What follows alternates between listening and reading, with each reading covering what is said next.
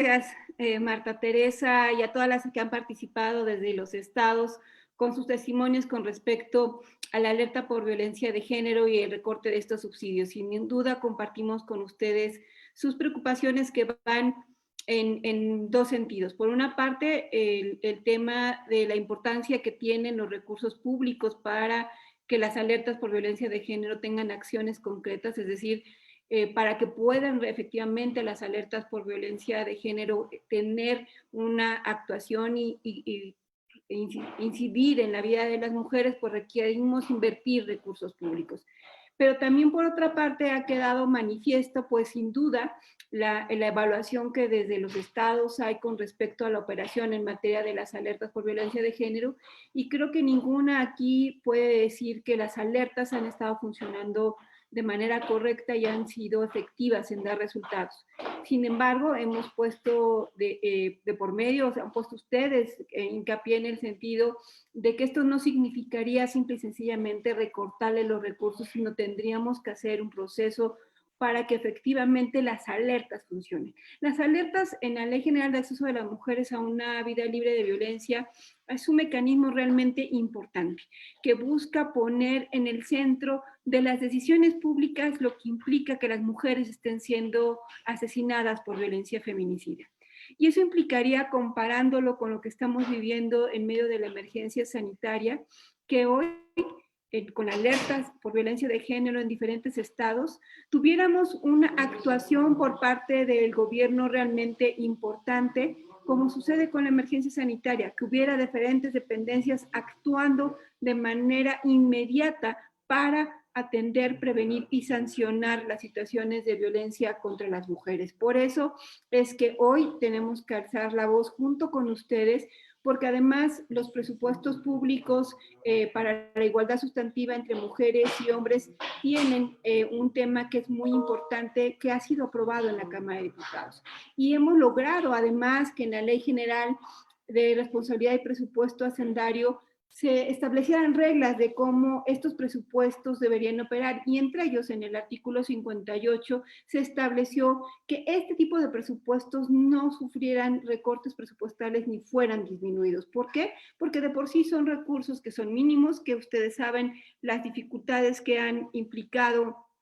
el conseguir que se etiquetaran estos recursos año con año, administración tras administración. No es un proceso sencillo, fácil, siempre se está regateando los presupuestos etiquetados para diferentes programas presupuestales dirigidos a atender las brechas de desigualdad y las violencias contra las mujeres, y por eso se estableció una ley que no se podían disminuir. Sin embargo, y en medio de esta emergencia sanitaria hoy estamos viendo diferentes recortes que desafortunadamente nos enteramos ni siquiera por la vía institucional, que sería a través de los informes presentados a la Cámara de Diputados, sino en muchos de los casos ha sido, como en este caso de las alertas, a raíz de que levantan la voz diferentes organizaciones de la sociedad civil o instancias que se están viendo afectadas por los recortes, y esto nos lleva a que desde el legislativo, diferentes diputadas, estemos haciendo un llamado a la rendición de cuentas con respecto a los recursos etiquetados en materia de violencia contra las mujeres. Es muy importante además decir que dentro del llamado de cuentas que estamos haciendo, llamando a las autoridades, este grupo plural de legisladoras, se encuentra por una parte el que nos digan cuáles son los criterios para la eliminación en algunos casos de estos subsidios, porque el único criterio que ha quedado evidenciado en los propios documentos que se han hecho públicos es que no hay disposición presupuestaria para los subsidios. Sin embargo, este recorte no ha sido ni siquiera pensado de manera correcta, es decir, hay estados a los que no se les recorta nada y hay estados a los que se deja sin nada. Y por eso fue muy importante, o es muy importante hoy contar con los testimonios de los estados donde están siendo eliminados totalmente el subsidio, porque se trata de los estados donde mayores situaciones de violencia hay. El Estado de México es hoy en día la entidad con más feminicidios en lo que va de este año. 47 registrados de enero a mayo, seguido por Veracruz con 35, Nuevo León con 30, la Ciudad de México con 29, Puebla con 28 y Jalisco con 22. Y aún así estos 6 estados y a Nayarit 5 y Zacatecas 3 se les acaba de notificar que se cancela por completo el presupuesto federal que tenían para la alerta de violencia de género contra las mujeres. También se redujo, aunque no en su totalidad, a Quintana Roo y a Tlaxcala, aunque en este último no tenía para su alerta y el recorte fue dirigido al Centro de Justicia para las Mujeres. En total se cancelaron 37.583.192 pesos en estos 10 estados, que representan el 33.2% de los poco más de 113 millones que ya venían etiquetados en el presupuesto de egresos de la Federación, que se aprobó en la Cámara de Diputados y que ya habían sido aprobados para distribuir en proyectos específicos desde marzo pasado, cuando comenzó el confinamiento por la pandemia. El oficio por el que se informó del ajuste presupuestal dirigido a los gobernadores llegó firmado todavía por la anterior titular de la CONAVIN el día 29 de junio, y la única justificación fue que los propios lineamientos del mecanismo señalan que el otorgamiento del subsidio quedará en todos los casos sujeto a la disponibilidad presupuestaria de la CONAVIN para el ejercicio presupuestal 2020. Esto significa que no hay un criterio que nos pueda señalar por qué están siendo estos recortes, por qué particularmente a estos estados, con base a qué se tomaron este tipo de decisiones. Y además, hemos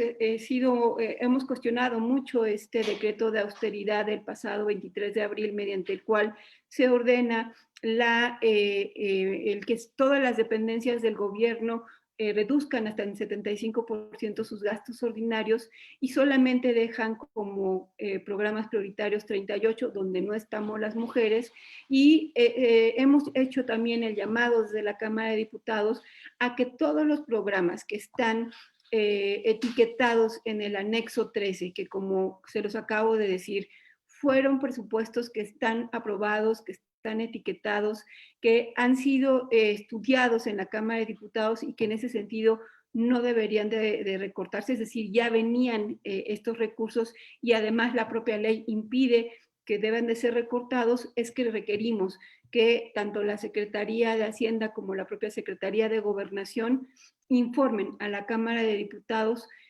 por qué están tomando estas decisiones y además informen de otros recortes en los que no necesariamente se ha levantado la voz o conocemos, porque lo que está de por medio, y con esto voy a concluir mi intervención, agradeciendo además a nosotras tenemos otros datos, la oportunidad de presentarme con ustedes, es que lo que está de por medio con el pretexto o la justificación, me parece que puede ser sentida la el tema de la emergencia sanitaria. El tema es que se está desmantelando toda la política pública en contra de la violencia hacia las mujeres. Es decir, tenemos del 2006 que se aprobó la Ley General de Acceso, que hemos venido de manera insistente, con mucho esfuerzo, logrando construir leyes, políticas públicas, presupuestos para prevenir, atender, sancionar y erradicar la violencia contra las mujeres, con muchas deficiencias, porque todo el entramado legal y de política pública siempre tiene que estar a contracorriente, siempre con uno y otro gobierno ha sido lo mismo.